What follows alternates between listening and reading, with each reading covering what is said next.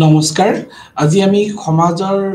অন্য কিছু কথা আমি আলোচনা কৰিম সমাজত অন্য যিসমূহ শাখা আছে তাৰ বিষয়ে আমি আলোচনা কৰিম আজি আমি যোনটো কথা আলোচনা কৰিম সেইটো হৈছে সংঘ বা সংগঠন বুলি ক'ব পাৰি গতিকে সমাজত অকল সমাজৰ ভূমিকাৰ লগতো অন্য কিছুমান অনুষ্ঠান বা প্ৰতিষ্ঠান আছে তাৰ ভিতৰত সংগঠন এক গুৰুত্বপূৰ্ণ ভূমিকা পালন কৰি আহিছে গতিকে আজি ক্লাছত আমি সংগঠনৰ ভূমিকা কি হয় সংগঠনৰ বৈশিষ্ট্যৰ লগত সংগঠনে সমাজখনত কেনেকৈ পৰিচালনা কৰে তাৰ ভূমিকা কেনেকুৱা হয় তাৰ বিষয়ে আমি আজি আলোচনা কৰিম গতিকে সমাজত সংগঠন সাধাৰণতে মানুহৰ ইজনে সিজনৰ সৈতে সম্পৰ্ক বুজায় সেয়ে আনুষ্ঠানিক সংগঠন ক্লাব বা বন্ধু বা অন্য সামাজিক বান্ধোনৰ জৰিয়তে হয় এই সংগঠনবোৰ ব্যক্তিৰ পৰিচয় বিশ্বাস আচৰণ আৰু সুযোগ গঠন এক গুৰুত্বপূৰ্ণ ভূমিকা পালন কৰে তেওঁলোকে সমৰ্থন সম্পৰ্ক আৰু অংশীদাৰ উদ্দেশ্য প্ৰদান কৰিব পাৰে লগতে সামাজিক নিয়ম মূল্যবোধ আৰু গাঁথনি প্ৰভাৱিত কৰিব পাৰে গতিকে আমি প্ৰথমতে জানিব লাগিব সংগঠন বা সংঘ ইয়াৰ অৰ্থটো কি হয় ইয়াৰ ভূমিকা কি হয় গতিকে সংগঠন বুলি ক'লে আমি সাধাৰণতে যেতিয়া বহু লোকে একগোট হৈ পেলাই এজনতকৈ অধিক লোকে যেতিয়া একগোট হৈ তেওঁলোকে এটা নিজস্ব স্বাৰ্থ ত্যাগ কৰি যেতিয়া সমূহীয়া স্বাৰ্থৰ বাবে তেওঁলোকে আগবাঢ়ি আহে তাকে আমি সংগঠন বুলি ক'ব পাৰোঁ সংগঠনৰ অৰ্থ অধিক মাত্ৰাত আমি যদি চাওঁ তেতিয়া দেখা পাম সমাজৰ হিতৰ কাৰণে সমাজৰ বিভিন্ন কাৰ্য ক্ষমতা পূৰণ কৰিবলৈ সংগঠনৰ সৃষ্টি হয় গতিকে সংগঠনৰ এক উমৈহতীয়া উদ্দেশ্যটোৱে হৈছে আমাৰ নিজস্ব স্বাৰ্থ ত্যাগ কৰি সমাজৰ বাবে কাম কৰা সমাজৰ সামূহিক উদ্দেশ্য পূৰণ কৰাই হৈছে সংগঠনৰ মেইন উদ্দেশ্য গতিকে আমি ইয়াত এটা কথা মনত ৰাখিব লাগিব সংগঠনৰ ভূমিকা কেনেকুৱা আৰু সংগঠন কেনে ধৰণে সৃষ্টি হয় আৰু সংগঠনৰ সমাজত কেনেকুৱা ধৰণৰ এটা ভূমিকা ৰৈ আছে গতিকে আমি এইটো কথা জানিব লাগিব যে সমাজত সংগঠন বা সংঘৰ্ষই হৈছে সাধাৰণ স্বাৰ্থ লক্ষ্য বা কাৰ্যকলাপ অংশীদাৰ লোকে গঠন কৰা বা গোট বা সংগঠনক বুজায় এই সংগঠনসমূহে সামাজিক ক্লাব বা সম্প্ৰদায়ৰ গোট বা আৰম্ভ কৰি বিভিন্ন গোটসমূহৰ এক উমৈহতীয়া প্ৰচেষ্টা বুলি ক'ব পাৰোঁ গতিকে সংগঠন বুলি ক'লে আমি প্ৰথমতে জানিব লাগিব সংগঠন ক'লে যেতিয়া একগোট হৈ পেলাই কাম কৰা যেতিয়া তেওঁলোকে লোকসকলে যি সংগঠন গঠন কৰিব তেওঁলোকে নিজস্ব স্বাৰ্থ ত্যাগ কৰি উমৈহতীয়াভাৱে একগোট হৈ কাম কৰিব লাগিব সংগঠনৰ এটাই মূল উদ্দেশ্য হৈছে যে সমাজৰ বাবে কাম কৰা সমাজৰ বাবে একগোট হৈ কাম কৰা আৰু প্ৰত্যেকটো সমাজতে কিন্তু আমি সংগঠনৰ ভূমিকা দেখি আছো সংগঠিতভাৱে কাম কৰিব লাগিব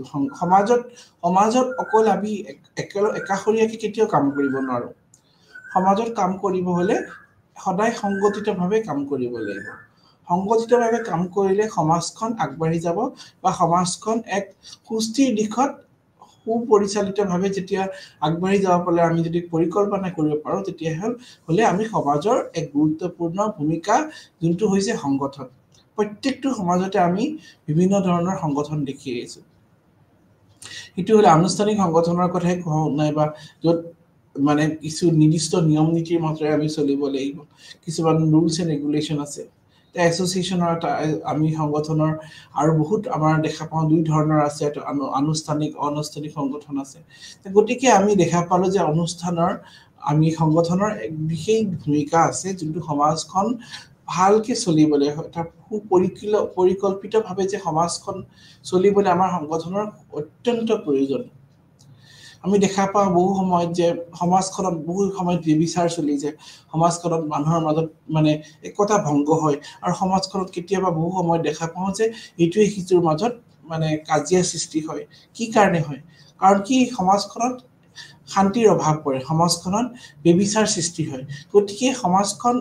সুস্থিৰ দিশত আগবাঢ়ি যাবলৈ সংগঠনৰ খুবেই প্ৰয়োজন সংগঠন মানেই হৈছে একতা সংগঠন মানে হৈছে একতা আৰু একতাটো কেতিয়া হ'ব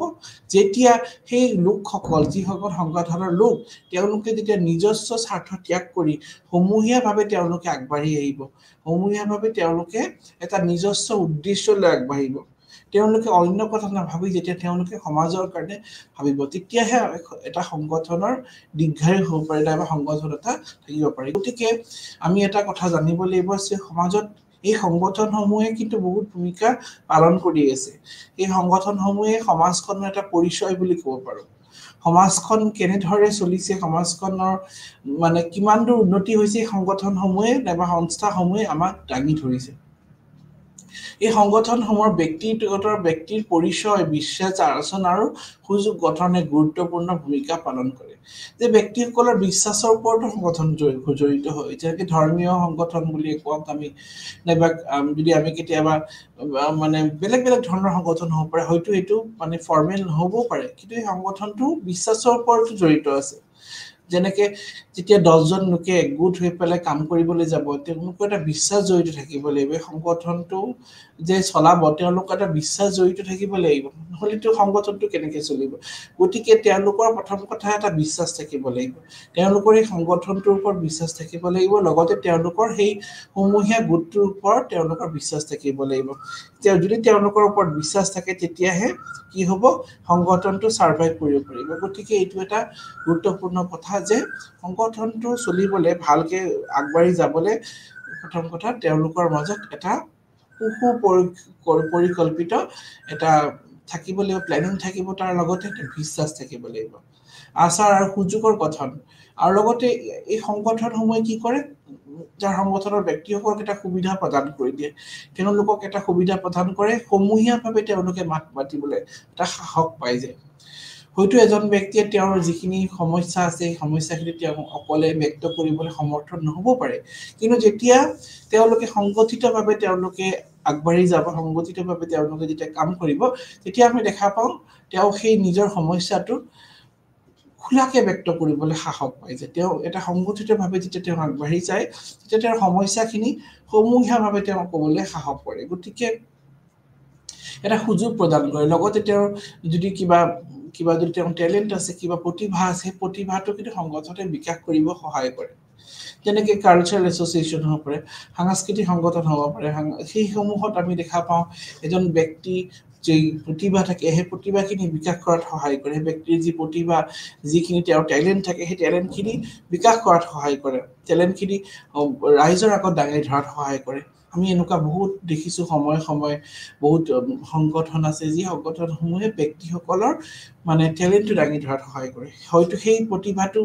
সুপ্ত প্ৰতিভাটো লুকাই থাকে কেতিয়াবা, কিন্তু যেতিয়া সেইখিনি এটা প্লেটফৰ্ম প্ৰদান কৰে, সেই প্লেটফৰ্মটো কোনে প্ৰদান কৰিব, সংগঠনে। গতিকে সংগঠনে ব্যক্তিসকলক এটা সুযোগ প্ৰদান কৰে, আৰু লগতে যাতে তেওঁলোকে ভালকে আগবাঢ়ি যাব পাৰে, তাৰ কাৰণে এটা তেওঁলোকৰ নিজৰ ভূমিকা পালন কৰিবলৈ সহায় কৰে।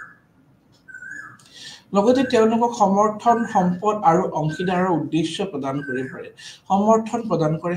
মানে এইটো ক্ষেত্ৰত ক'ব বিচাৰো, যেতিয়া ব্যক্তিসকলে একগোট হৈ তেওঁলোকে আগবাঢ়ি যায়, আগবাঢ়ি যোৱাৰ লগে লগে তেতিয়া সুপৰিকল্পিতভাৱে যেতিয়া তেওঁলোকে আগবাঢ়ি যায়, তেতিয়া তেওঁলোকক এটা মানে এনকাৰেজমেণ্ট দিয়ে যে তেওঁলোকে আগবাঢ়ি যাব লাগিব, তেওঁলোকৰ এটা মানে উদ্দেশ্য, তেওঁলোকৰ উমৈহতীয়া উদ্দেশ্য পূৰণ কৰিবলৈ তেওঁলোকে এটা মানে সাহস পায়, যোনটো সাহস সংগঠনে প্ৰদান কৰে। হয়তো সেইখিনি তেওঁৰ ওপৰত যি অন্যায়, যিখিনি তেওঁৰ ওপৰত যি অত্যাচাৰ হৈছিল, সেইখিনি হয়তো ব্যক্তিজনে ব্যক্ত কৰিবলৈ সমৰ্থন নহ'বও পাৰে, কিন্তু যেতিয়া তেওঁ সংগঠিতভাৱে তেওঁ কাম কৰে, তেতিয়া কি হয়, তেওঁ নিজৰ কথাখিনি ব্যক্ত কৰিবলৈ সহায় পায়, তেওঁ সেইখিনি সুযোগ পায়, সুবিধাখিনি পায়, আৰু সেইখিনি বস্তু এটা মানে আগবাঢ়ি যাবলৈ সহায় কৰে।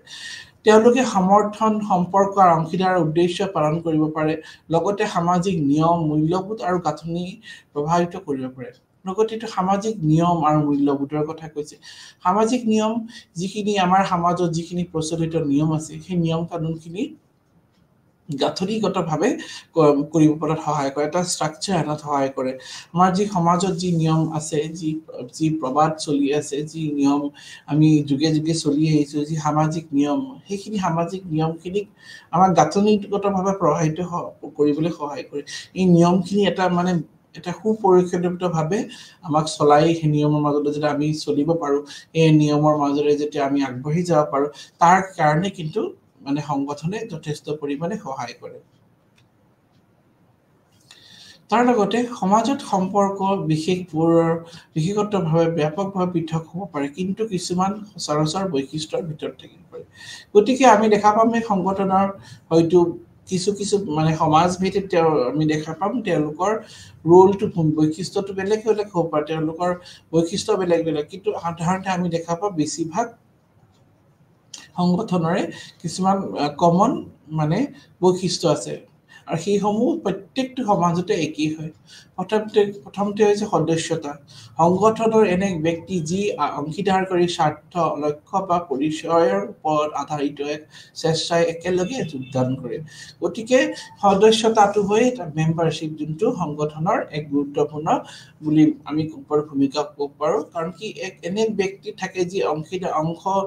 অধিকাৰী স্বাৰ্থৰ লক্ষ্য বা পৰিচয় প্ৰদান কৰে এজন ব্যক্তিক যেতিয়া তেওঁ সেই সংগঠনৰটো সদস্য পদ তেওঁ গ্ৰহণ কৰে সেই গ্ৰহণ কৰাৰ লগে লগে তেওঁক এটা পৰিচয় দাঙি ধৰে সেই ব্যক্তিজন হয়তো মানে আগতে সমাজৰ সদস্য হিচাপে আছিল কিন্তু যেতিয়া তেওঁ সেই সংগঠনটোৰ এটা মানে মেম্বাৰ হৈ পৰে তেতিয়া আমি দেখা পাওঁ মেম্বাৰ হৈ পৰাৰ লগে লগে তেওঁ এটা পৰিচয় এটা পাই যায় তেওঁ এটা পৰিচয় নিজস্ব এটা পৰিচয় পাই যায় আৰু সেই পৰিচয়টোৱে কিন্তু তেওঁক নিজস্ব এটা আইডেন্টিটি আনিব সহায় কৰে আৰু সেই আইডেন্টিটিটোৱে তেওঁক এটা আগবাঢ়ি যাবত সহায় কৰে গতিকে এইটো এটা গুৰুত্বপূৰ্ণ কথা আমি জানিব লাগিব উদ্দেশ্য তেওঁলোকৰ প্ৰায় এক নিৰ্দিষ্ট উদ্দেশ্য বা অভিযান থাকে যি সামাজিক মনোৰঞ্জনমূলক ৰাজনৈতিক পেছাদাৰী বা হ'ব পাৰে এনেকে উদ্দেশ্য মানে তেওঁলোকৰ প্ৰত্যেকটো সংগঠনৰ নিজস্ব উদ্দেশ্য আছে এইম এটা আছে সেই এইমটো পূৰণ কৰাৰ কাৰণে সংগঠনটোৰ সৃষ্টি হৈছে যেনেকে সেই সংগঠনটোৰ হয়তো সামাজিক উদ্দেশ্য হ'ব পাৰে তেওঁলোকৰ সমাজৰ কাৰণে মানে কিছু কাম কৰাৰ কাৰণে আগবাঢ়ি যাব পাৰে এনেকুৱা আমি দেখি আছো যে বহুত সংগঠন আছে যিসমূহে সমাজৰ কাৰণে কাম কৰে সমাজৰ হিতৰ কাৰণে কাম কৰে আৰু এনেকুৱা আমি দেখিছো কিছুমান মনোৰঞ্জনৰ কাৰণে কাম কৰে তেওঁলোকে বহু সময় এন্টাৰটেইনমেন্টৰ কাম কৰে যে সমাজৰ মানুহখিনিক মনোৰঞ্জন দিব পাৰে তেওঁলোকে কাম কৰে যেনেকৈ আমি দেখা পাইছো বহু ক্ষেত্ৰত আমি দেখিছো কিছুমান আমাৰ মানে সংগঠন আছে যিসমূহে ধৰি লওক মনোৰঞ্জনৰ কাৰণে কাম কৰে ফিল্ম ইণ্ডাষ্ট্ৰি এইটো এটা এছ'চিয়েশ্যন বুলি ক'ব পাৰোঁ তাতে মানুহৰ মনোৰঞ্জনৰ কাৰণে কৰে কাম ধৰি লওক তাৰপিছত আকৌ আমি যদি ডেন্সৰ কথা ক'লো কালচাৰেল এছ'চিয়েশ্যন হ'ব পাৰে তাতে মানুহখিনি বিভিন্ন মনোৰঞ্জন প্ৰদান কৰে গতিকে অকল যে সামাজিক এই গোটেইসমূহ বস্তুৱেই সামাজিক দিশত কাম কৰে কিন্তু অকল যে তেওঁলোকক মানে নিয়মৰ বান্ধোনেৰে চলাব তেওঁলোকৰ মানে সব ফৰ্মেলি যে হ'ব সেনেকুৱা নহয় তাৰ লগতো কিন্তু কিছু মনোৰঞ্জনমূলকো হ'ব পাৰে আৰু লগতে সামাজিকটোতো আছেই সেই যে সমাজৰ কাৰণে কাম কৰে কাৰণ প্ৰত্যেকটো সংগঠনৰ কিন্তু এটা উদ্দেশ্যইটো হৈছে কি সমাজৰ কাৰণে কাম কৰা to fight for the right of the society সমাজৰ অধিকাৰ কাৰণে কাম কৰা সমাজৰ নিচলা লোকসকলৰ বাবে যাতে তেওঁলোকে কাম কৰিব পাৰে সেইটোৱে কিন্তু প্ৰথম উদ্দেশ্য তাৰ লগতে কিন্তু অন্য কথাসমূহ জড়িত হৈ পৰে যেনেকে মনোৰঞ্জনমূলক কথা আহি গ'ল ৰাজনৈতিক আহি গ'ল ৰাজনৈতিক যেনেকে তেওঁলোকৰ পলিটিকেল সাইডৰ পৰা তেওঁলোকে কিন্তু পলিটিকেল এছ'চিয়েশ্যন আছে ৰাজনৈতিক সংগঠন আছে সেইসমূহে কি কৰে সেই ৰাজনৈতিক দিশটো তেওঁলোকে গুৰুত্বপূৰ্ণ কৰি চায় ৰাজনৈতিকভাৱে তেওঁলোকে নিজৰ দলটো কেনেকৈ আগুৱাই নিব পাৰিব তাৰ লগতে ৰাজনৈতিক স্বাৰ্থৰ তেওঁলোকে কেনেকৈ পূৰণ কৰিব ৰাজনৈতিক তেওঁলোকৰ নিজৰ ইচ্ছাটো কেনেকৈ পূৰণ কৰিব আৰু ৰাজনৈতিক যিসমূহ মানে তেওঁলোকৰ ভূমিকা আছে সেই ভূমিকাসমূহ তেওঁলোকে সমাজৰ হিতৰ বাবে কেনেকৈ ব্যৱহাৰ কৰিব সেইটো হৈছে ৰাজনৈতিক দিশৰ পৰা ৰাজনৈতিক সংগঠনৰ এক গুৰুত্বপূৰ্ণ দিশ যেনেকৈ আমি দেখি আছো যে এতিয়া যিটো ইলেকশ্যনৰ সময়ৰ কাৰণে বিভিন্ন ৰাজনৈতিক দলসমূহে তেওঁলোকে কি কৰিছে সমাজৰ হিতৰ কাৰণে কাম কৰাৰ কথা কৈছে তেওঁলোকে এনেকুৱা সমূহ আঁচনি আনিব সেই আঁচনি হয়তো সমাজৰ কাৰণে হ'ব গতিকে এই দলসমূহে তেওঁলোকে কি কৰে তেওঁলোকে নিজৰ সমাজৰ কাৰণে কাম কৰি পেলাই তেওঁলোকৰ ৰাজনৈতিক দলটো যাতে আগবঢ়াই নিব পাৰে তেওঁলোকে নিজৰ দলটোক যাতে চহকী কৰিব পাৰে অন্য দলতকৈ যাতে কেনেকৈ তেওঁলোকে আগবঢ়াব পাৰিব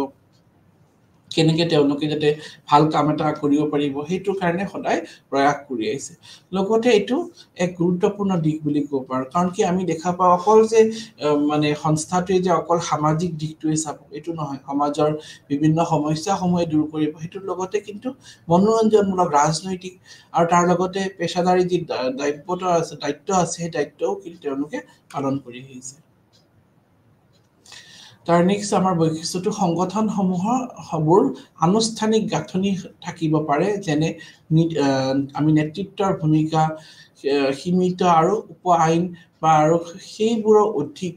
আনুষ্ঠানিকভাৱে প্ৰকৃতিৰ হ'ব পাৰে। যেনে আমি দেখিছোঁ যে সংগঠনসমূহৰ তেওঁলোকৰ এটা গাঁথনি আছে, সেই গাঁথনিৰ মাজৰহে তেওঁলোকে চলিব লাগিব। আৰু গাঁথনি নাথাকিলেনো কেনেকৈ চলিব? যেনেকে এটা ষ্ট্ৰাকচাৰ আছে তেওঁলোকৰ গাঁথনিটো, তেনেকে আমি সংগঠনসমূহ দেখা পালো, সদস্য আছে, বিভিন্ন সদস্যৰ তাৰ আগত চেয়াৰমেন থাকিব পাৰে, তেওঁলোকৰ মেম্বাৰ হ'ব পাৰে। যেনেকে তেওঁলোকৰ এটা মানে ক্ৰনলজিকেল অৰ্ডাৰ হিচাপে তেওঁলোকত আমি দেখা পাম যে সংগঠনসমূহত কাম কৰা মানুহৰ বেলেগ বেলেগ ভূমিকা আছে। যে একেবাৰে সেই চেয়াৰমেনজনৰ কাম বেলেগ হ'ব পাৰে, ভাইচ প্ৰেচিডেণ্টজনৰ কাম বেলেগ হ'ব পাৰে, সদস্যসকলৰ কাম বেলেগ হ'ব পাৰে। গতিকে সেই আমি দেখা পাম তেওঁলোকৰ নেতৃত্ব ভূমিকা আছে। প্ৰত্যেকটো সংগঠনৰ নেতৃত্ব থাকিব লাগিব। নেতৃত্বৰ অবিহনে সংগঠনটো কেনেকৈ আগবাঢ়িব? সেই সংগঠনটো এটা লিডাৰ থাকিব লাগিব, যোনজনে তেওঁ ক'ব যে এনেকে এনেকে কাম কৰিব লাগে, এনেকে এনেকে কাম কৰিলেহে মানে সংগঠনটো ভালকে চলিব, সংগঠনটোৰ মানে কোনো অসুবিধা নোহোৱাকে সংগঠনটো আগবাঢ়ি যাব পাৰিব। গতিকে সেইটো এটা গুৰুত্বপূৰ্ণ কথা যে নেতৃত্বৰ ভূমিকা থাকিব লাগিব। লগতে সীমিত আৰু উপ আইন আৰু বা সেইবোৰৰ অধিক আনুষ্ঠানিকভাৱে প্ৰকৃতি হ'ব পাৰে। গতিকে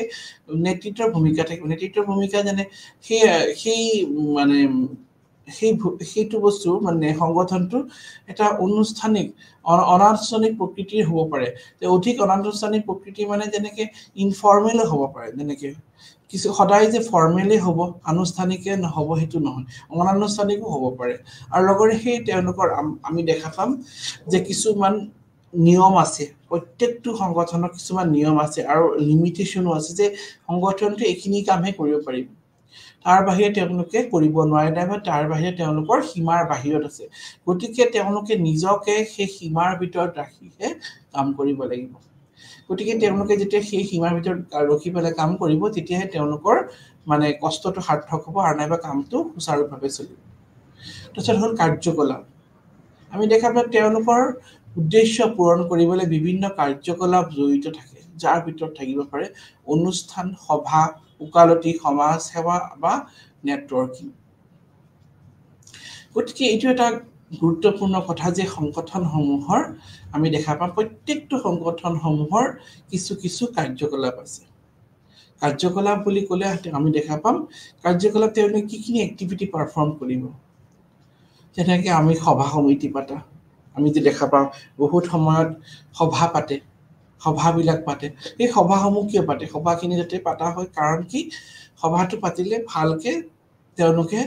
নিজৰ কামখিনি কৰ্মখিনি তেওঁলোকে যাতে ভালকে উদঙাই দিব পাৰে, নাইবা মানুহখিনিক তেওঁলোকক সজাগ কৰিবলৈ। প্ৰত্যেক সংগঠনসমূহত আমি দেখা পাই থাকোঁ সময়ে সময়ে তেওঁলোকে কিছু সভা পাতি থাকে। আৰু এই সভাসমূহ পতাৰ মেইন উদ্দেশ্যটোৱে হৈছে তেওঁলোকে যাতে মানুহখিনিক তেওঁলোকে ক'ব পাৰে, সজাগ কৰিব পাৰে যে সময়ে সময়ে বিভিন্ন যে কথাসমূহ আহি থাকে, সময়ে সময়ে বিভিন্ন যে তেওঁলোকৰ সংগঠনত পৰিৱৰ্তন আহিছে, নতুন নতুন নিয়ম কানুন তেওঁলোকে অন্তৰ্ভুক্ত কৰিছে, সেইসমূহ তেওঁলোকে যাতে দাঙি দিব পাৰে মানে ৰাইজৰ ওচৰত। তাৰ কাৰণে সভা সমিতি অত্যন্ত দৰকাৰী। সভা সমিতিৰ জৰিয়তে তেওঁলোকে নিজৰ লক্ষ্য, তেওঁলোকৰ মানে ভৱিষ্যতলৈ কি কি তেওঁলোকৰ প্লেনিং আছে, কি কি তেওঁলোকৰ ইচ্ছা আছে, সেইসমূহ দাঙি ধৰিব পাৰিব। লগতে ওকালতি কৰাৰ কথা আহি গ'ল। ওকালতি কৰা বুলি ক'লে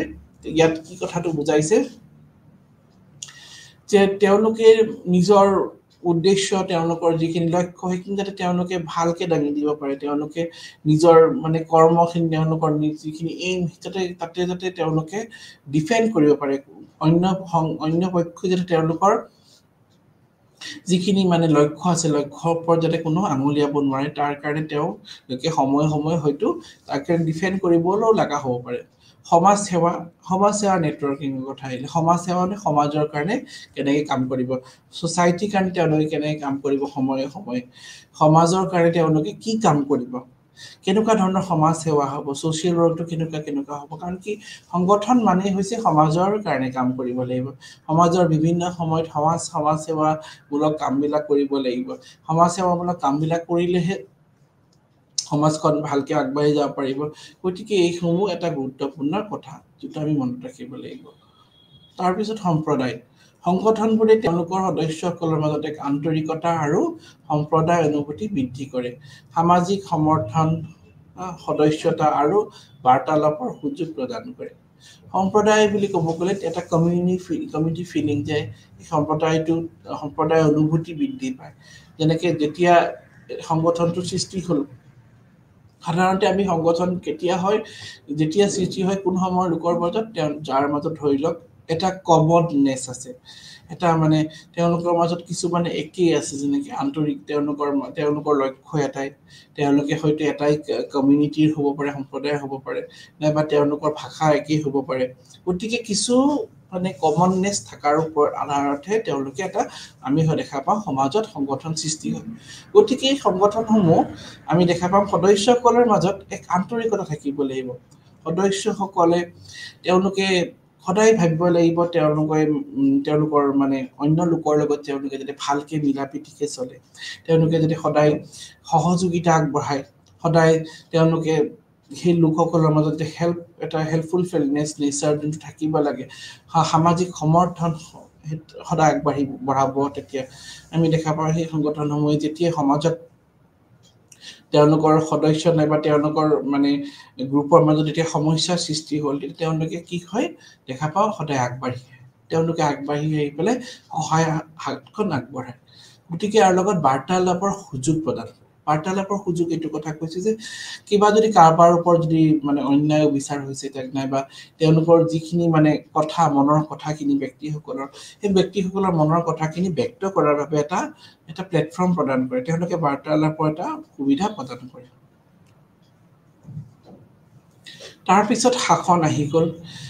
তেওঁলোকৰ সাধাৰণতে সিদ্ধান্ত লোৱা শাসন আৰু সংঘাত নিষ্পত্তিৰ বাবে প্ৰণালী থাকে যি গণতান্ত্ৰিক পদানুক্ৰমিক আৰু সহমত অধিকাৰিত হ'ব পাৰে গতিকে সংগঠনসমূহৰ আৰু এটা গুৰুত্বপূৰ্ণ কথা আমি মনত ৰাখিব লাগিব শাসন সিদ্ধান্ত লোৱা আৰু লগত সংঘাত নিষ্পত্তিৰ বাবে প্ৰণালী শাসন থাকিব লাগিব কাৰণ কি সংগঠনত যদি মানে তেওঁলোকৰ শাসন নাথাকে তেওঁলোকৰ যদি একো মানে শাসন কৰা প্ৰণালী নাথাকে তেতিয়া কি হ'ব সংগঠনটো সাৰ্ভাইভ কৰিব পাৰিব নোৱাৰে কোনো পধ্যে নোৱাৰে গতিকে সংগঠনত শাসন প্ৰণালী থাকিব লাগিব শাসন প্ৰণালী থাকিলে সংগঠনটো ভালকে থাকিব আৰু এই শাসন প্ৰণালীৰ কাৰণে কিছু নিয়ম নীতি বান্ধি দিয়া থাকিব গতিকে সেই নিয়ম নীতিৰ মাজেৰে যেতিয়া চলিব লাগিব প্ৰত্যেকটো সদস্যই সেই নিয়মৰ মাজেৰে চলিব লাগিব তেতিয়াহে তেওঁলোকৰ সংগঠনটো সাৰ্ভাইভ কৰিব গতিকে আমি দেখা পাওঁ এই প্ৰত্যেক সংগঠনতে কিছুমান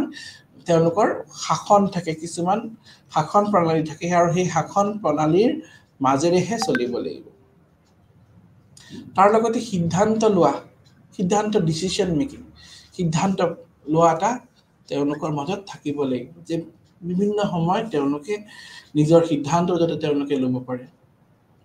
আৰু লগত সংঘাত নিষ্পত্তিৰ বাবে প্ৰণালী আমি দেখা পাওঁ বহু সময়ত সংঘাতৰ সৃষ্টি হয় মানুহৰ মাজত সংঘাতৰ সৃষ্টি হয় আমি দেখা পাওঁ বহু সময়ত কাজিয়া পেচালৰ সৃষ্টি হয় গতিকে সংঘাত নিষ্পত্তি কেনেকৈ কৰিব সংঘাতসমূহ নিষ্পত্তি আনিব সংঘাত কেনেকৈ তেওঁলোকে বন্ধ কৰিব পাৰে তাৰ ওপৰতো কিন্তু সংগঠনে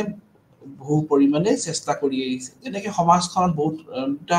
তেওঁলোকৰ গ্ৰুপৰ মাজত কাজিয়া লাগি গ'ল নাইবা একেই সম্প্ৰদায়ৰ মাজত যদি তেওঁলোকৰ মাজত কাজিয়া হৈ গ'ল তেতিয়া সেই সংঘাতটো তেওঁলোকে গণতান্ত্ৰিক পদ্ধতিৰেহে চল্ভ কৰিব পাৰিব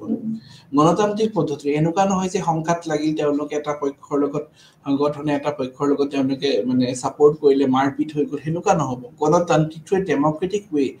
এইটোহে হ'ব লাগিব আৰু পদানুক্ৰমিক বুলি ক'ব গৈছোঁ পদানুক্ৰমিক মানে কিয় কৈছোঁ যে আমি দেখা পাওঁ যে সংগঠনত একোটা মানে হেৰি থাকে পদ থাকে আৰু এই পদ অনুযায়ী তেওঁলোকে নিজৰ কৰ্মখিনি কৰি থাকে যেনেকে প্ৰেচিডেণ্টজনৰ তেওঁৰ পদটো অনুযায়ী তেওঁৰ কৰ্মখিনি বেলেগ হ'ব সদস্যসকলৰ বেলেগ হ'ব চেয়াৰমেনৰ বেলেগ হ'ব গতিকে আমি দেখা পাওঁ যেতিয়া এটা সংগঠনত যে পদ অনুযায়ী তেওঁলোকৰ কৰ্ম থাকে আৰু সেইটো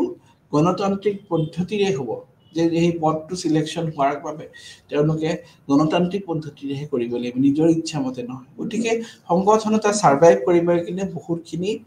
নিয়মৰ মাজত চলিব লাগিব নিয়ম যদি নাথাকে সংগঠনটো আমি দেখা পাম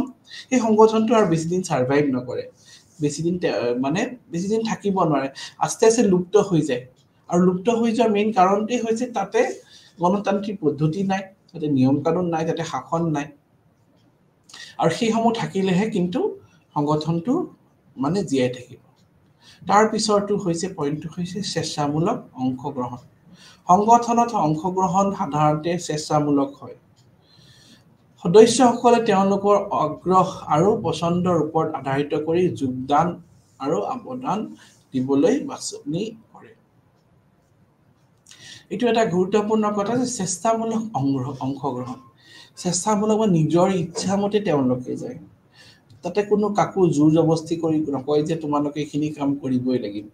ধৰিলে এটা সমাজ সেৱাৰ কাৰণে এটা সংগঠন আগবাঢ়ি তেতিয়া কি হয় সদস্যসকলে নিজৰ স্ব ইচ্ছা দি যাব লাগিব তেওঁলোকক কোনো জোৰ কৰিব নোৱাৰে যে তোমালোকে যাবই লাগিব স্ব ইচ্ছা দি হয় সাধাৰণতে স্ব ইচ্ছা দি কৈ পাই তেওঁলোকে এইটো স্বেচ্ছামূলক কামখিনি আগবঢ়ায় আৰু ইয়াতে সদস্যসকলে তেওঁলোকৰ আগ্ৰহ আৰু পছন্দৰ ওপৰত আধাৰিত কৰে যে কিছুমান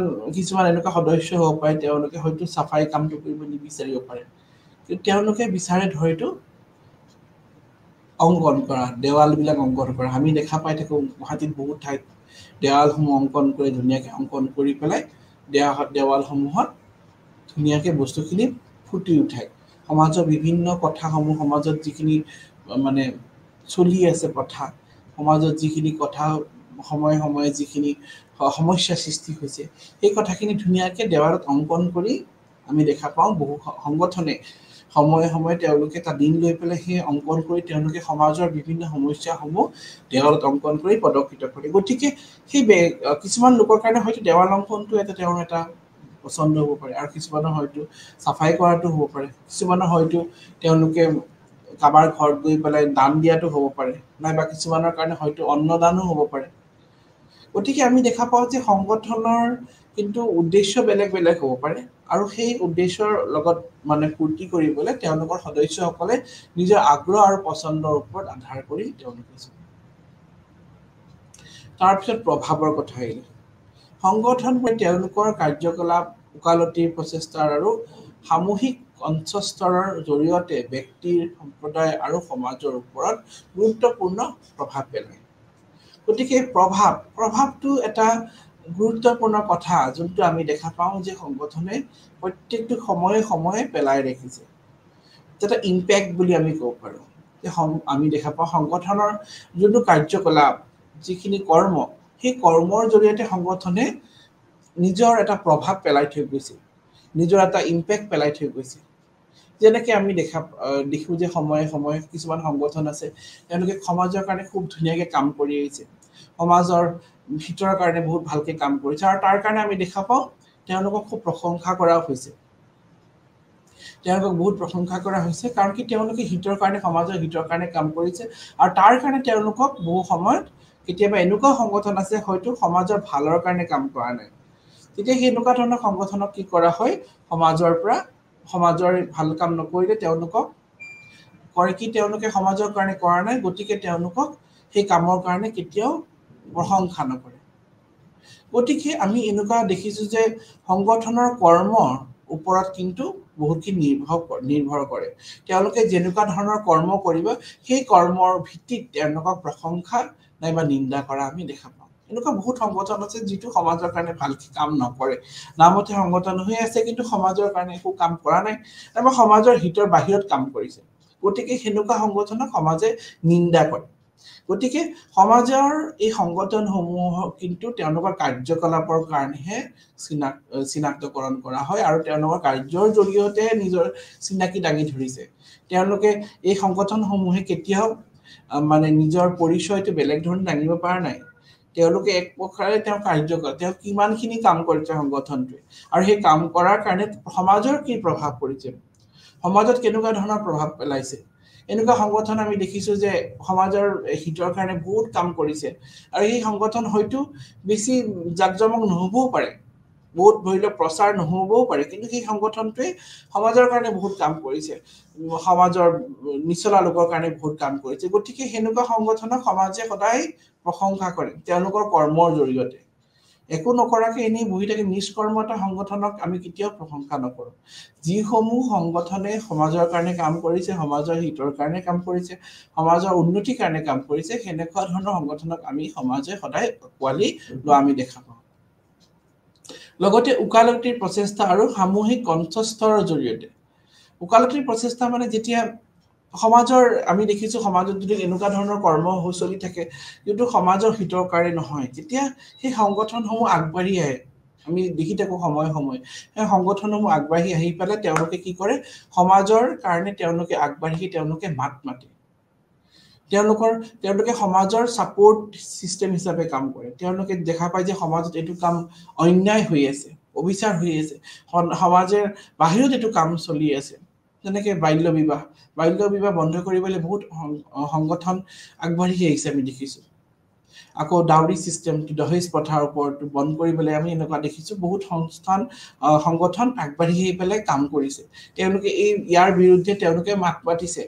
সময়ে সময়ে তেওঁলোকে মাত পাতিছে সমাজৰ এইটো কুপ্ৰথাৰ বিৰুদ্ধে। সমাজৰ কুপ্ৰথাৰ বিৰুদ্ধে তেওঁলোকে সময়ে সময়ে মাত মাতাৰ কাৰণে তেওঁলোকক প্ৰশংসাও কৰা হৈছে। গতিকে মই এইটো কথাই ক'ব বিচাৰিছো যে সংগঠনৰ কৰ্মৰ জৰিয়তে সংগঠন এটা চিনি পোৱা যায়। আৰু লগতে এইটো কৈছে যে ওকালতি কৰা, ওকালতি মানে তেওঁলোকে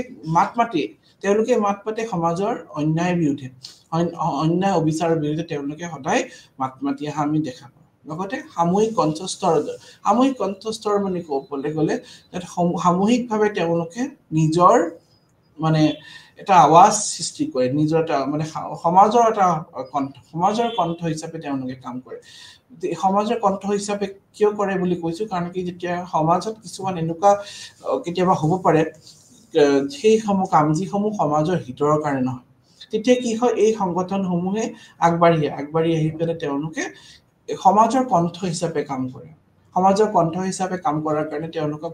বহু সময়ত প্ৰশংসা কৰা হয়। আৰু যদি তেওঁলোকে একোৱেই নকৰে, নিষ্কৰ্ম হৈ থাকে, তেতিয়া সেনেকুৱা সংগঠনক সমাজে কেতিয়াও ভাল বুলি নকয়।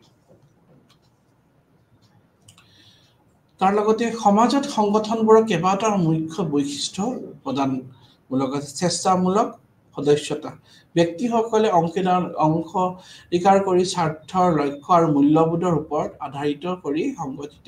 সংগঠনত যোগদান কৰিবলৈ বাছনি লয়। যে আৰু কিছুমান কথাৰ আগত মই অলপ আগতে কৈছো স্বেচ্ছামূলক সদস্যতা, তেওঁলোকৰ নিজৰ ইচ্ছা মতে তেওঁলোকে এটা কৰ্ম বাছি লয়, সেইটো সংগঠনত তেওঁলোকে জইন কৰি লয়। আৰু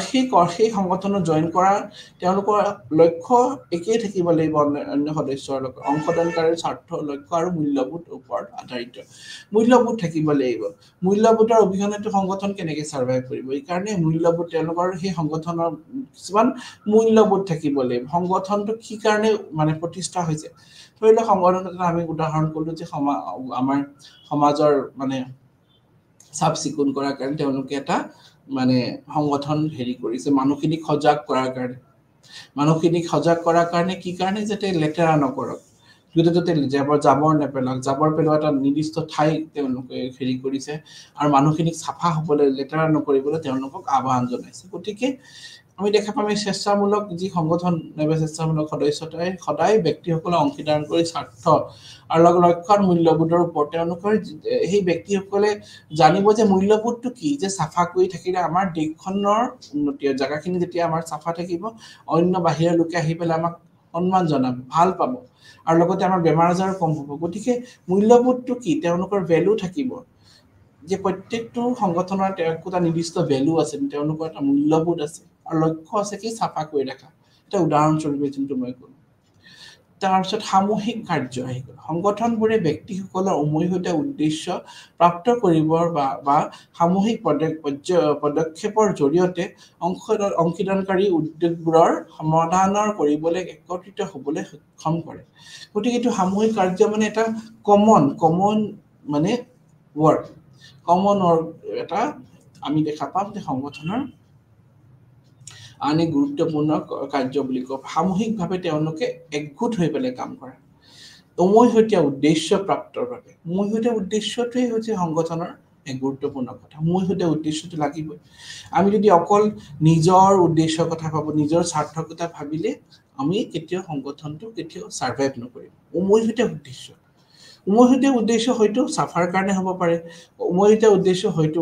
এটা সমাজত গৈ পেলাই শিক্ষিতৰ কাৰণে হ'ব পাৰে উমৈহতীয়া উদ্দেশ্য হ'ব পাৰে ধৰ্ম প্ৰচাৰৰ কাৰণে হ'ব পাৰে গতিকে উমৈহতীয়া উদ্দেশ্য হ'ব পাৰে কোনো এটা পাৰ্টিৰ কাৰণে তেওঁলোকে উমৈহতীয়াভাৱে কাম কৰা গতিকে উমৈহতীয়া উদ্দেশ্য থাকিবই লাগিব সামূহিক উদ্দেশ্য থাকিব লাগিব এটা কমন এইম থাকিব লাগিব তেতিয়াহে কিন্তু অনুষ্ঠানটো সংগঠনটো সাৰ্ভাইভ কৰিব গাঁথনিগত সংগঠিত গাঁথনি তেওঁলোকৰ প্ৰায় আনুষ্ঠানিক গাঁথনি থাকে যেনে নেতৃত্বৰ ভূমিকা সীমিত তেওঁলোকৰ কাৰ্যকলাপ নিয়ন্ত্ৰণ কৰা নিয়ম এটো এটা মই আগতো অলপ আগত কৈছো যে তেওঁলোকৰ মাজত এক নিয়ন্ত্ৰিত ভূমিকা থাকিব লাগিব যে সেই ভূমিকাৰ মাজৰে তেওঁলোকে চলিব কাৰণ সংগঠনটোত আমি দেখা পাম প্ৰত্যেকটোৰে কিন্তু একটা মেম্বাৰ সমূহৰ কিন্তু একটা ভূমিকা আছে যে এইজন ব্যক্তি এইখিনি কাম কৰিব এইখিনি মানুহ এইখিনি কাম কৰিব আৰু অকলে কেতিয়াও কৰিব নোৱাৰে অকলে কেতিয়াও কৰাত সম্ভৱই নহয় গতিকে সংগঠন বুলি ক'লে সংগঠন গঠন মানে সুগঠিতভাৱে কাম কৰিব লাগিব গতিকে ইয়াত সুগঠিতভাৱে যেতিয়া কাম কৰিব তাকে আমি সংগঠন বুলি ক'ব পাৰো তো উদ্দেশ্য আৰু মিছনৰ কথা আহি গ'ল সংগঠনবোৰে সাধাৰণতে এক নিৰ্দিষ্ট উদ্দেশ্য বা অভিযান থাকে সেয়েহে সামাজিক ৰাজনৈতিক পেছাদাৰী বা মনোৰঞ্জনমূলকে হওক উদ্দেশ্য বা মিছন আছে যে সংগঠনসমূহৰ এটা নিজস্ব উদ্দেশ্য আছে ধৰি লওক সাফাই অভিযান কৰা সাফা কৰা হওক নাইবা আমি যদি চাওঁ মানুহখিনিক বেমাৰ আজাৰৰ পৰা মুক্ত কৰা নাইবা শিক্ষিত হাৰ বঢ়োৱা নাইবা মানুহখিনিক ৰাজনৈতিকভাৱে মানে সজাগ কৰা গতিকে আমি এইখিনি গোটেইখিনি এটা মানে গুৰুত্বপূৰ্ণ কথা যোনটো মানে আমি দেখি আছো যে সমাজত সদায় মানুহখিনিক মানে এৱাৰনেছ আনা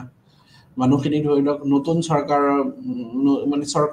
চৰকাৰে যিখিনি কাম কৰি তাৰ ওপৰত এটা এৱাৰনেছ আনা গতিকে আমি এনেকুৱা দেখি আছো সময় বহু ধৰণৰ মানে অভিযান লৈ থকা হয় আৰু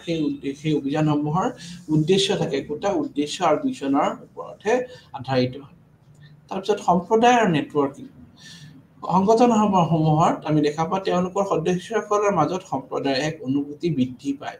কৰে নেটৱৰ্কিং সামাজিকৰণ আৰু পাৰস্পৰিক সম্পৰ্কৰ সুযোগ প্ৰদান কৰে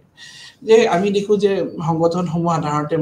কি হয় একে সম্প্ৰদায়ৰ মানুহৰ মাজত হয় আৰু তেওঁলোকৰ এক সাম্প্ৰদায়িক অনুভূতি সৃষ্টি কৰে যে আমি একেই হয় আমি একগোট হৈ পেলাই কাম কৰিব লাগিব আৰু সেইটো এটাই সামাজিকৰণ প্ৰচেষ্টাত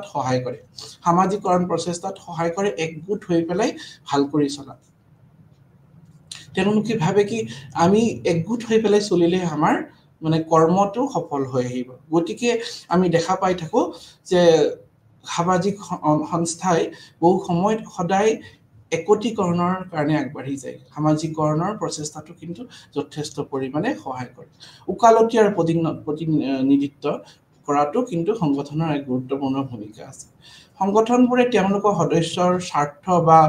বহল সামাজিক সমস্যাসমূহৰ বাবে উকালতি কৰিব পাৰে যি সামূহিক কণ্ঠ স্তৰ আৰু কাৰ্যৰ বাবে এক মঞ্চ হিচাপে প্ৰদান কৰে যে আমি দেখিছো যে উকালতি কৰাটো মানে এইটো কথাত ক'ব বিচাৰো যে সংগঠনসমূহে সদস্যসকলৰ স্বাৰ্থ পূৰণৰ বাবে তেওঁলোকে এটা সদায় মাতি আহিছে যেতিয়া তেওঁলোকে দেখে তেওঁলোকৰ সদস্যসকলৰ ওপৰত অন্যায় বিচাৰ হৈছে তেওঁলোকে সদায় তাৰ কাৰণে উকালতি মাতা আমি দেখা পাই আহিছো তেওঁলোকে সদায় তাৰ ওপৰত মাতে আৰু তেওঁ অধিকাৰৰ কাৰণে তেওঁলোকে সদায় সময় তেওঁলোকে কোৱা দেখা পাওঁ আৰু লগতে সামূহিক কণ্ঠ অকল এই সংগঠনটো অকল এজন ব্যক্তিৰ কাৰণে কেতিয়াও নকৰে সামূহিকভাৱে তেওঁলোকে সদায় কোৱাত জোৰ দিছে সামূহিক কণ্ঠস্বৰ বুলি কওঁ সামূহিক কণ্ঠ হিচাপে তেওঁলোকে সদায় কাম কৰা আমি দেখা পাওঁ শাসন আৰু সিদ্ধান্ত লোৱা তাৰপিছত এইটো আমি দেখা পাওঁ যে বহু সময়ত মানে তেওঁলোকে সিদ্ধান্ত লোৱা শাসন আৰু সংঘাত নিষ্পত্তিৰ বাবে প্ৰণালী আছে যি আনুষ্ঠানিকতা আৰু গাঁথনিৰ পৃথক হ'ব পাৰে শাসন আৰু সিদ্ধান্ত লোৱাৰ ওপৰত সহায় কৰে যে সংগঠনসমূহে কেনেকে তেওঁলোকে যেতিয়া এটা কৰ্ম কৰিব গৈ আছে তেওঁলোকে সদায় কি কৰে তেওঁলোকে এটা গাঁথনিগত মানে ভাবে তেওঁলোকে আগবাঢ়ি যাব লাগিব এটা ষ্ট্ৰাকচাৰৰ জৰিয়তে তেওঁলোকে আগবাঢ়ি গৈ পেলাই তেওঁলোকে এটা সিদ্ধান্তত উপনীত হ'ব যে এইখিনি কাম আমি কৰিব লাগিব এইখিনি লোকক আমি সদায় মানে সহায় কৰিব লাগিব নাইবা খাদ্যৰ আমি এটা হেৰি কৰিব লাগিব তেনেকে আমি বহু ধৰণৰ এনেকুৱা অনুষ্ঠান সংগঠনসমূহ দেখি থাকো যিসমূহে কি কৰে বস্ত্ৰ দান কৰে কিছুমানে ধৰি লওক খাদ্যৰ ওপৰত গুৰুত্ব দিছে কিছুমানে সাফাইৰ ওপৰত গুৰুত্ব দিছে গতিকে প্ৰত্যেকটোৰ একোটা নিৰ্দিষ্ট অৱদান নাইবা সিদ্ধান্ত দেখা পাওঁ অৱদান আৰু অংশগ্ৰহণ সদস্যসকলৰ সভা অনুষ্ঠান প্ৰকল্প বা স্বেচ্ছাসেৱী কৰ্মত অংশীদাৰকৰণ কৰাৰ জৰিয়তে সংগঠনটোৱে কাৰ্যকলাপ আৰু পক্ষপথত অৰিহণা যোগায় এইটো কথাও মই অলপ আগত কৈছিলো যে সদস্যসকলে অংশগ্ৰহণ কৰি পেলাই স্বেচ্ছামূলক নিজৰ ইচ্ছামতে তেওঁলোকে কাম কৰিব সদায় ওপৰত গুৰুত্ব দিছে স্বেচ্ছামূলকভাৱে তেওঁলোকে সদায় আগবাঢ়ি আহিবলৈ নিজৰ সমাজৰ কাৰণে তেওঁলোকে আগবাঢ়ি সমাজৰ কৰ্মৰ কাৰণে তেওঁলোকে যে আগবাঢ়ি সেইটোৰ ওপৰত সদায় গুৰুত্ব পোৱা আমি দেখা পাওঁ লগত সমাজৰ ওপৰত প্ৰভাৱ সংগঠনসমূহে সামাজিক নিয়ম নীতি প্ৰতিষ্ঠানৰ ওপৰত গুৰুত্বপূৰ্ণ প্ৰভাৱ পেলায় সামাজিক পৰিৱৰ্তন ৰচনা কৰিব আৰু ৰাজহুৱা কল্যাণৰ অৰিহণা যোগাত সহায় কৰে আমি দেখিছো যে সমাজৰ ওপৰত প্ৰভাৱ পেলোৱাৰ ওপৰত কথাটো যে হ'ল সংগঠনবোৰে সামাজিক নিয়ম নীতি আৰু প্ৰতিষ্ঠানৰ ওপৰত গুৰুত্বপূৰ্ণ প্ৰভাৱ পেলায় যি সমাজৰ নিয়মবিলাক আছে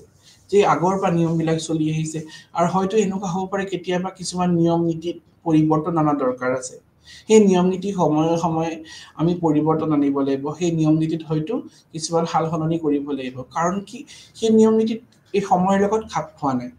নাইবা সেই নিয়ম নীতিৰ জৰিয়তে এক শ্ৰেণীৰ লোকে কিন্তু অন্যায়ৰ সন্মুখীন হ'ব লগা হৈছে সেই নিয়ম নীতি পৰিৱৰ্তনৰ দৰকাৰ আছে গতিকে এনেকুৱা তেনে সময়ত আমি দেখা পাওঁ সংগঠনসমূহে এই নিয়ম নীতি পৰিৱৰ্তনৰ ওপৰত গুৰুত্ব দিয়ে তেওঁলোকে সমাজত এটা নতুন নৱজাগৰণৰ সৃষ্টি কৰে এটা ৰিভলিউচন আনে তেওঁলোকে সংগঠনসমূহে তেওঁলোকে প্ৰতিবাদৰ মাধ্যমেৰে তেওঁলোকে নিজৰ লগতে অন্য মানে সমাজৰ কণ্ঠ হিচাপে কাম কৰি তেওঁলোকে পৰিৱৰ্তনৰ মানে এটা জোৱাৰ অনাৰ সৃষ্টি কৰে কাৰণ কি এই অকলেতো কেতিয়াও মানুহে মানে এজন ব্যক্তি কেতিয়াও পৰিৱৰ্তন আনিব নোৱাৰে তেওঁ সদায় সমূহীয়া সুগঠিতভাৱে তেওঁ পৰিকল্পিতভাৱে এটা গোটৰ দৰকাৰ হয় আৰু এই ক্ষেত্ৰত সামাজিক মানে সংগঠনে গুৰুত্বপূৰ্ণ ভূমিকা পালন কৰি আহিছে গতিকে আমি এইটো জানিব লাগিব যে সামাজিক অনুষ্ঠানৰ এটা গুৰুত্বপূৰ্ণ কথা যে সমাজত যি পৰিৱৰ্তন দিশসমূহ সেই পৰিৱৰ্তন দিশসমূহ আনাত সহায় কৰে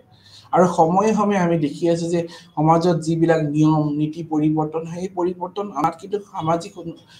সংগঠনে যথেষ্ট পৰিমাণে সহায় কৰিছে যেতিয়া সমাজত কিছু নিয়ম কানুন ধৰি লওক সময়ৰ লগত পৰিৱৰ্তন হ'ব লাগে এই সময়ৰ লগত পৰিৱৰ্তন হোৱাৰ কাৰণে সংগঠনটোৰ কিছু সংগঠনে সদায় আগবাঢ়ি গৈছে গতিকে এইটো এটা গুৰুত্বপূৰ্ণ কথা আমি জানিব লাগিব এতিয়া গতিকে আমি এইটো জানিম যে সংগঠন হৈছে মানুহৰ এটা দল বা সংঘ মূলতঃ কিছুমান উমৈহতীয়া উদ্দেশ্য থকা মানুহৰ এটা গোট মানুহৰ এই দল অবিহনে এক সংগঠন গঠন কৰিব নোৱাৰি সেয়ে মানুহৰ এটা দলৰ এক গুৰুত্বপূৰ্ণ ভূমিকা পালন কৰিছে গতিকে সংগঠন বুলি ক'লে আমি এইটো জানিব লাগিব প্ৰথম কথা যে এটা সামাজিক দল বা মানুহৰ দৰে গঠিত এটা সামাজিক অনুষ্ঠান প্ৰতিষ্ঠান আৰু সেই জৰিয়তে কিন্তু সংগঠনে নিজৰ কাৰ্য পালন কৰি আছে তাৰপিছত আমি ক'ব গ'লে আমি যদি যাওঁ নেক্সট কিছুমান পইণ্টত যদি আমি চাওঁ যে সংগঠন হৈছে সাধাৰণ মানুহৰ গোট বুজোৱাৰ নোৱাৰে কাৰণ ই এক সংগঠিত মানুহৰ গোট বুজায় গতিকে আমি অকল সংগঠন বুলি ক'লে অকল যে গোট বুলি আমি ক'লে নহ'ব ইয়াক আমি ক'ব গ'লে মানুহৰ গোটক বৰঞ্চ আমি ক'ব পাৰোঁ এক সংগঠিত মানুহৰ সংগঠিত মানুহৰ গোটকে সংগঠন বুলি ক'ব পাৰোঁ সংগঠিত পৰিকল্পিতভাৱে তেওঁলোকে এক গোট হৈ আহিছে তেওঁলোকৰ নিজস্ব উদ্দেশ্য ৰাখি পেলাই অকল গোটকে আমি সংগঠন বুলি ক'ব নোৱাৰো তাৰ লগতে আৰু কিছু কথা আহি যায় যে সাধাৰণ লক্ষ্য আৰু উদ্দেশ্য ই সংগঠিত আটাইতকৈ গুৰুত্বপূৰ্ণ বৈশিষ্ট্য কাৰণ সংগঠনে কেৱল মানুহৰ সংকলন বুজোৱা নহয় বৰঞ্চ ই এক ব্যক্তিৰ গোট বুজায় যি কিছুমান উমৈহতীয়া লক্ষ্য আৰু উদ্দেশ্য আছে সকলো সদস্যৰ উমৈহতীয়া লক্ষ্যত উপনীত হ'বলৈ চেষ্টা কৰে সেয়েহে সংগঠিত হৈছে উমৈহতীয়া লক্ষ্যত উপনীত হোৱা এক মাধ্যম উদাহৰণস্বৰূপে আমি দেখিব ৰাজনৈতিক যি গোটসমূহ দেখা পালো নাইবা সেই গোটসমূহত আমি দেখা পাওঁ লোকসকলে কোনো এক বিশেষ ৰাজনৈতিক দলত যোগদান কৰে তেতিয়া কিয় দেখা পাওঁ ৰাজনৈতিক দলসমূহৰ যেতিয়া পৰিৱৰ্তন কৰে লোকসকলে কিয় তেওঁলোকে ভাবে কি এই গোটসমূহত তেওঁলোকৰ মানে যি লক্ষ্য সেই লক্ষ্যসমূহ উপনীত হ'ব পৰা নাই গতিকে তেওঁলোকে কি কৰে এটা অন্য গোটত তেওঁলোকে অন্তৰ্ভুক্ত কৰি লয় আৰু সেই অন্তৰ্ভুক্ত কৰাৰ লগে লগে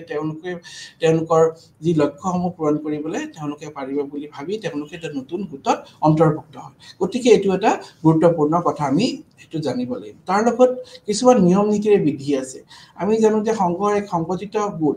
যি কিছুমান নিয়ম নীতিৰ ওপৰত ভিত্তি কৰি প্ৰতিষ্ঠা এক গোট বা সংগঠন এই নিয়ম নীতি গোটটো ইয়াৰ সদস্যসকলৰ সম্পৰ্ক নিয়ন্ত্ৰণ আৰু স্বাৰ্থ প্ৰদান কৰে ইয়াৰ নিয়ম নীতিবোৰ লিখিত বা অলিখিত হ'বও পাৰে সংগঠনৰ সদস্য বা বিষয়সকলৰ নিয়মাৱলী পালন আৰু এই নিয়মবোৰ নীতি অনুসৰি কাম কৰিব পাৰে যে কিছুমান নিয়মসমূহ লিখিত অলিখিত হ'ব পাৰে কিছুমান নিয়ম হয়তো তেওঁলোকৰ আমি দেখা পাওঁ যে কিছুমান নিয়ম যেনেকে এটা যদি পলিটিক্যাল এসোসিয়েশন থাকে তাতে কিছুমান নিয়ম লিখা থাকে কিন্তু এটা যদি আমি এটা ধৰ্মীয় যদি এটা সংগঠন দেখা পায় ধৰ্মীয় সংগঠনটোত সব যে নিয়মবিলাক লিখিত হ'ব একেবাৰে মানে ফলক লগাই পেলাই হেনেকুৱা নহ'ব পাৰে গতিকে সময় ভেদে আৰু নিয়ম ভেদে এনেকুৱা ধৰণৰ পাৰ্থক্য আমি দেখি আহিছো সহযোগিতাৰ মনোভাৱ সংঘ হৈছে একাংশ সংগঠিত ব্যক্তিৰ সহযোগিতা মনোভাৱৰ ফল আমি কেতিয়াও এটা সংগঠিত বুলি ক'লে আমি সহযোগিতাৰ ফল বুলি ক'ব পাৰোঁ আমি অকলে কেতিয়াও সংগঠন সৃষ্টি কৰিব নোৱাৰো সংগঠন মানে হৈছে সংগঠন মানে একগোট হৈ পেলাই কাম কৰা সেই সংঘৰ নামটো হৈছে সহযোগিতা ই মানুহৰ একেলগে কাম কৰিবৰ বাবে সহায় কৰে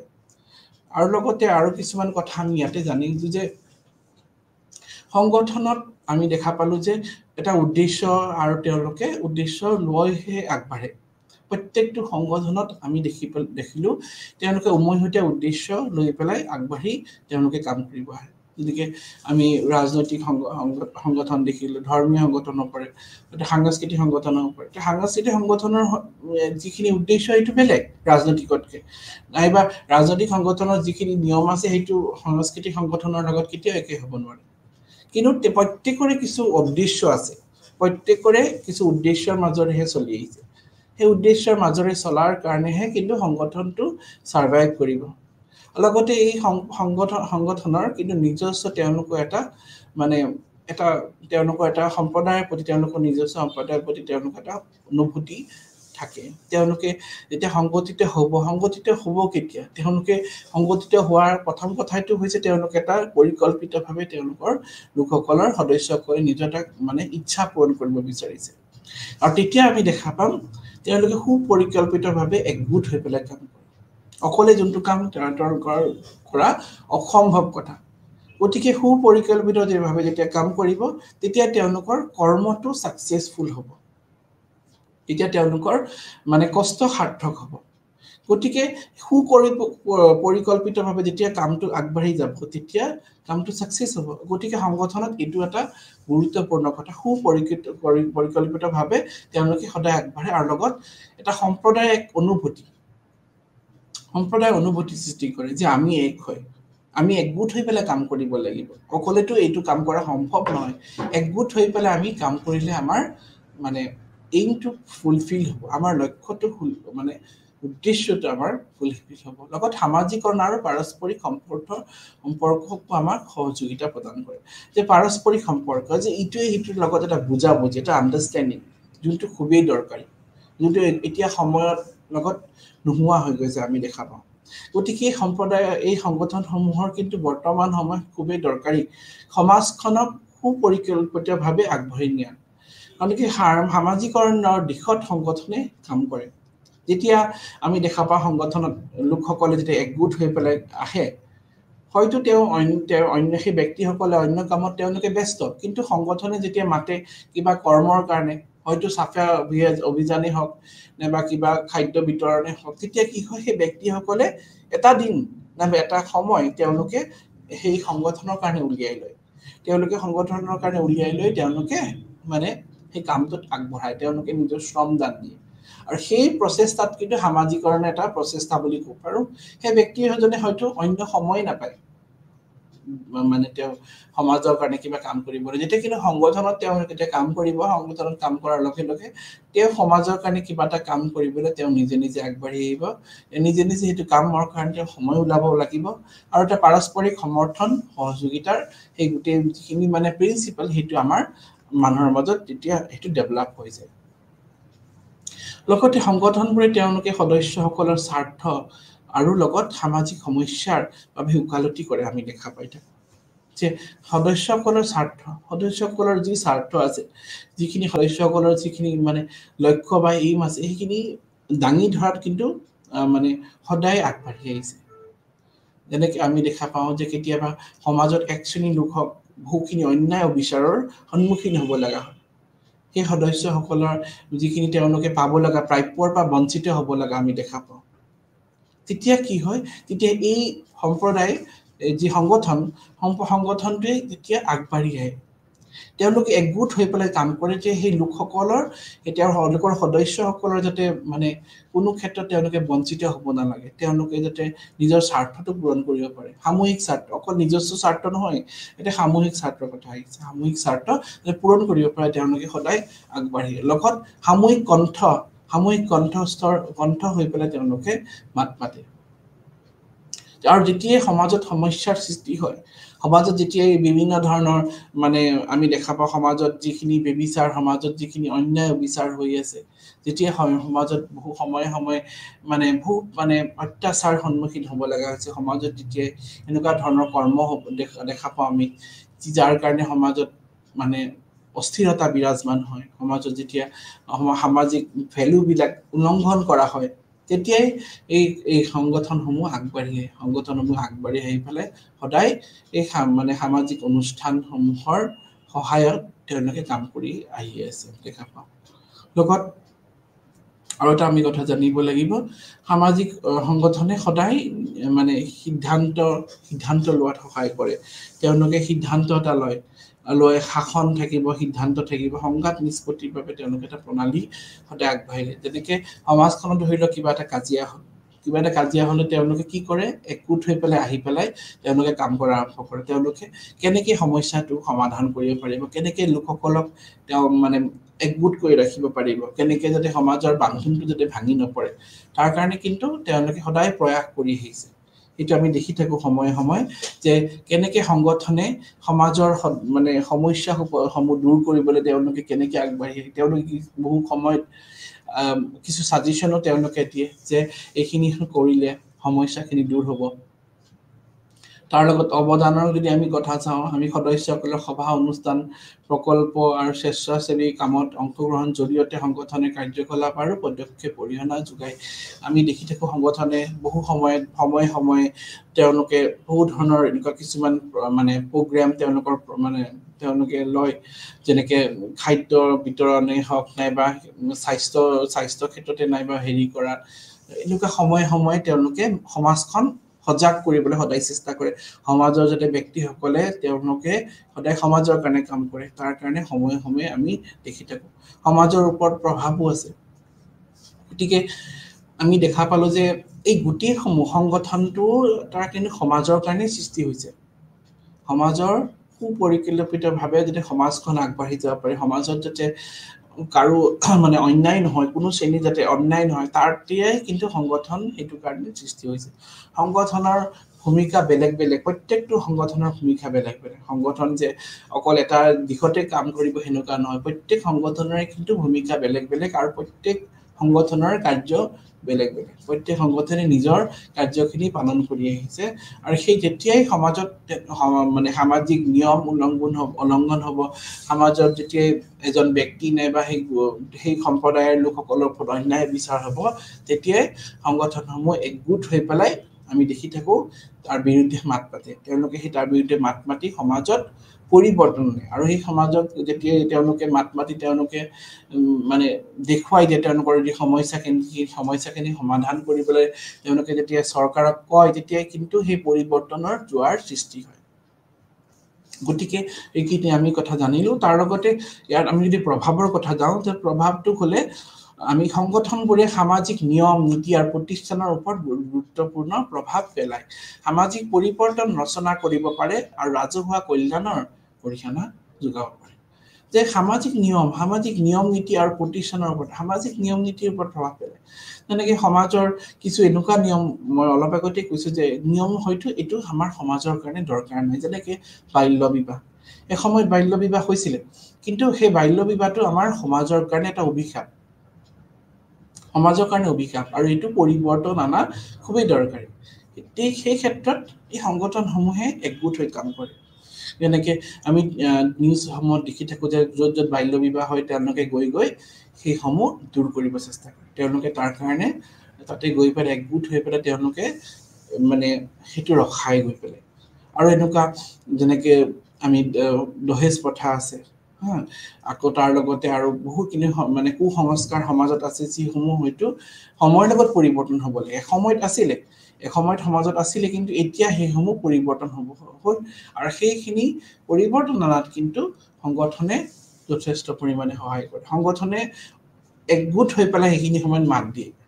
তেওঁলোকে সমাজৰ এই মানে যিখিনি মানে আমি কয় ছ'চিয়েল ইভিলছ তাৰ ওপৰত তেওঁলোকে সদায় মাত মাতি আহিছে আৰু এটা কথা যে আমি জানিব লাগিব মানে সামাজিক নিয়ম আৰু নীতিৰ ওপৰত যি সমাজত ধৰি লওক কিছুমান নীতিৰ হৈ পৰিৱৰ্তন হ'ব হৈছে সেই আগৰে যিখিনি নিয়ম এতিয়া সেইখিনি বস্তু নচলে এতিয়া সেই নিয়ম কোনো মানি নচলে আৰু সমাজৰ নিয়মখিনি যাতে বান্ধি যিবিলাক নিয়ম অত্যন্ত দৰকাৰী যে সব নিয়ম যে আমি উলংঘন কৰিলে সংগঠনৰ সেইটো কৰ্ম সেইটো নহয় কিছুমান নিয়ম হয়তো দৰকাৰ পৰিৱৰ্তন আগত আছিল এতিয়া না এতিয়া পৰিৱৰ্তন হ'ব হ'ল কিন্তু কিছুমান নিয়ম ধৰি লওক সমাজৰ কাৰণে খুবেই দৰকাৰ যিখিনি আমাৰ বেছিক ভেলুজ এণ্ড নৰ্মছ আমি মানুহ হিচাপে সমাজত জীয়াই থাকিব আমাৰ খুবেই দৰকাৰ নাইবা সেইখিনি আমি মানি চলিব লাগে সেইবিলাক নিয়ম পৰিৱৰ্তন কেতিয়াও হ'ব নোৱাৰে সেই নিয়মখিনি কোনে ধৰি ৰাখিব সেই নিয়মখিনি ধৰি ৰখাৰ ক্ষেত্ৰত আমাক সংগঠনে সহায় কৰে সেই সংগঠনসমূহে নিয়মখিনি যাতে উলংঘন নহয় নিয়মখিনি যাতে আমি মানি চলিব পাৰোঁ নিয়মখিনি যাতে পৰিৱৰ্তন সময়ৰ লগত পৰিৱৰ্তন হওক কিন্তু এনেকুৱা নহয় যে আমি সব নিয়ম পাহৰি যাম সেইকাৰণে কিন্তু